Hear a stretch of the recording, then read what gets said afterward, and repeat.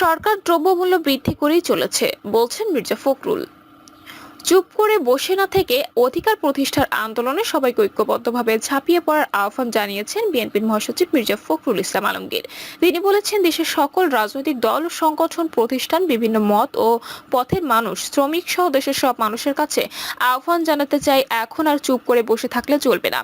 এক হয়ে সবাইকে জেগে উঠতে হবে। আমাদের এক হয়ে ভোটাধিকার, গণতান্ত্রিক অধিকার ও শ্রমিকদের অধিকার আদায়ে আন্দোলনে ঝাঁপিয়ে পড়তে হবে। মির্জা ফখরুল বলেন, এমন এক সময় মে দিবস পালন করেছি যখন দেশের মেহনতি মানুষ তাদের ন্যূনতম অধিকার থেকে বঞ্চিত। মনে হয় যেন দেশটা দ্বৈত দানবের কবলে পড়ে সবকিছু তছনছ হয়ে গেছে।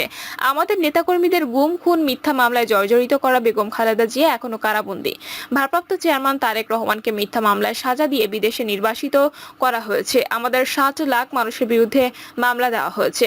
হাজার হাজার মানুষ কারাগারে পাঠানো হচ্ছে, সাজা দেওয়া হচ্ছে। শ্রমিকদের উদ্দেশ্যে তিনি বলেন, দেশের সবচেয়ে নির্যাতিত শ্রমিক শ্রেণী, তারা ভালো মন্দ খেতে ও সন্তানদের ভালো স্কুলে পড়াতে পারেন না, তারা ন্যূনতম মজুরি পায় না। এই অবস্থায় এই সরকার দ্রব্যমূল্য বৃদ্ধি করে চলেছে।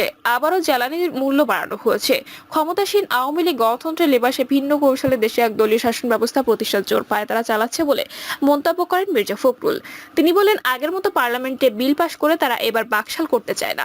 গণতন্ত্রের লেবাসে ছদ্মবেশে গণতান্ত্রিক প্রতিষ্ঠান ধ্বংস করে গণতন্ত্র কর্মীদের দমন করে একদলীয় শাসন প্রতিষ্ঠা করতে চায়। প্রিয় দর্শক, এই ছিল এখনকার সর্বশেষ সংবাদ। আপডেট সব সংবাদ পেতে চ্যানেলটি সাবস্ক্রাইব করে বেল আইকনটি ক্লিক করে রাখুন।